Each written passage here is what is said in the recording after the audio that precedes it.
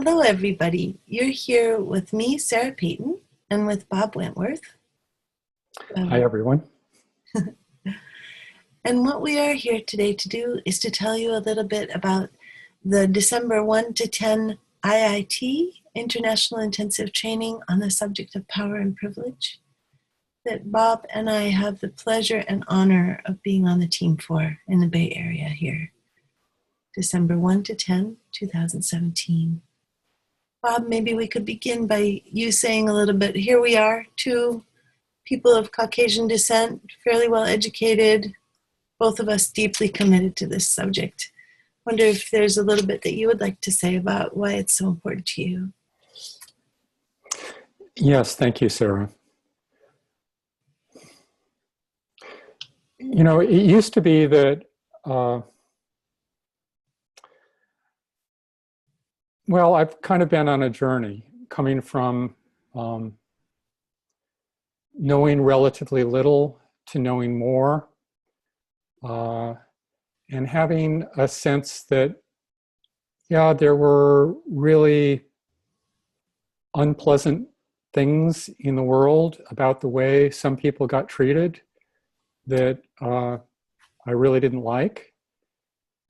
But there's some way that it always seemed something separate from me, like something that was tragic that was happening, but it was as if it was, you know, the kind of things that happen in far off places. Somehow, yes, I wish I could do something, but I've got other priorities. It just doesn't seem that immediate to me. And I've come to realize the ways in which it's an illusion of separation. That there's something about the way that the people who get the rawest deals from the way our culture and society and institutions work, they're not separate from us. They're like the vulnerable canaries in a coal mine that signal to us that something is desperately wrong, that is dangerous and harmful to all of us. And just like Marshall, I think at one point said there was a way in which he could never really feel fed until all the hungry people were fed. I'm beginning to realize that until issues of power and inequity are addressed for all people, it's not going to feel like a safe place for me to be, not a world that is aligned with what's of deepest value to me. I'm getting that it's not separate, that they are me and I am them. Both the people with privilege who are most often inadvertently doing things that are harmful, taking, and those who are harmed through these processes. They all live in me. One part of me does those sort of things to other parts of me. And as long as that pattern exists in the outer world, it's going to be hard for me to heal it in the inner world. Those inner healing journey and the outer healing journey seem like one and the same to me. And so that's one of the reasons that I seem to be more and more passionate about this with every passing day. And I come at this with great humility, knowing that as a person who has had a choice, rather than being someone who has borne the worst brunt of a lot of these dynamics, there's still so much that I don't know. But I really want us to be in this learning journey together. Thank you, Bob. Yeah. So I'd love to hear like some of what is calling you to this work, Sarah. Thank you. Part of what's calling me to this work is the very unusual and quite amazing opportunity to work with the team that we'll be with.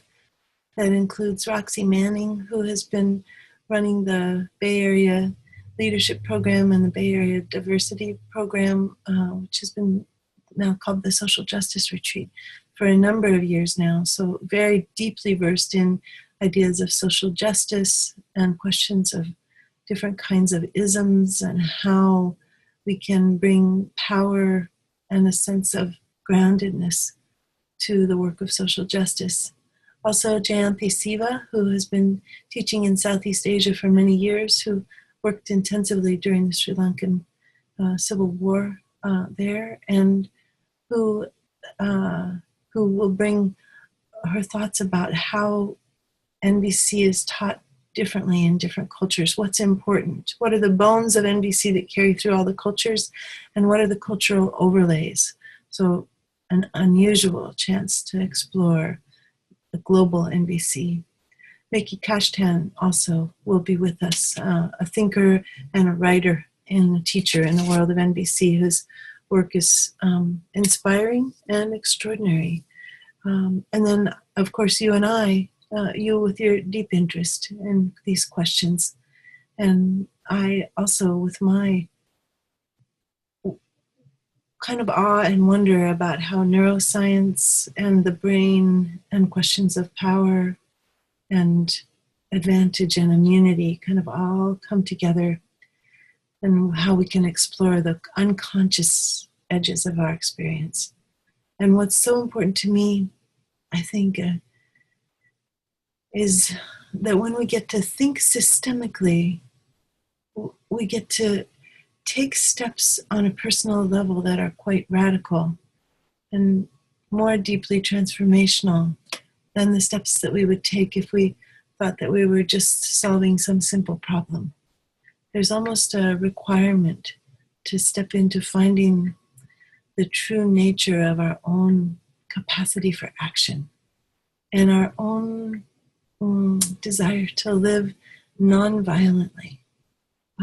How do we, as humans that have a tendency to implicit bias, a tendency to making patterns that obscure other people from our vision without even knowing it, how do we begin to learn about those patterns, begin to see them, counteract them, and to step into radical and direct relationship with one another?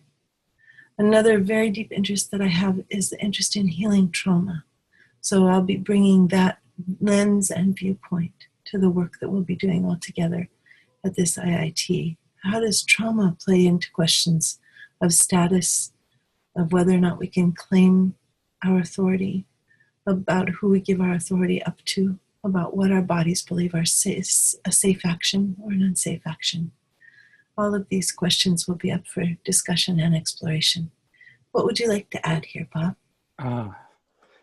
Yeah, Sarah, I'm really glad that you mentioned this piece about healing, because I think that one of the challenges that this whole topic brings is how much accumulated pain lives in us individually and culturally in relation to these topics, in ways that can be a huge barrier to allowing ourselves to know what's happening and allowing ourselves to take constructive action and have hope. And one of the exciting things for me is bringing together nonviolent communication with this topic of power and privilege and the wholeness in our bodies. There's a way that they might look at first glance like they're separate, and yet for me, they're so synergistic. There's a way that nonviolent communication is about finding ways to come together and hold people with care. And I don't think that it's possible for us fully to do that without the insights that come from the field of social justice and thinking about the effects of power. And conversely, there's a way that the lens of social justice, in the absence of NVC, sometimes brings with it a harshness that makes the subject frankly, unbearable. And it doesn't, for me personally, offer hope of transformation. And there's something that NVC does about allowing us to see every person's humanity and the beautiful longings that are at the heart of everything that happens, that just brings a gentleness and care that gives me hope that every person, wherever they find themselves in relation to these dynamics, can be held with care and nurtured to moving towards into what would be most deeply in alignment with what is most precious to them and most expressive of our common humanity. And so I'm just thrilled at the way that these things come together, and really excited to see what we're going to discover with this community that we're going to convene for this IIT. I just want to add that, you know, we as you've named, we've got a really wonderful trainer team. And there are going to be a lot of other amazing people who are going to be part of this event, I'm certain. And I don't know that it's about, you know, you and me or anyone as trainers to make this whole thing happen. We're convening a space, we're going to put forward our contributions, but it's everyone who shows up that's going to make the magic.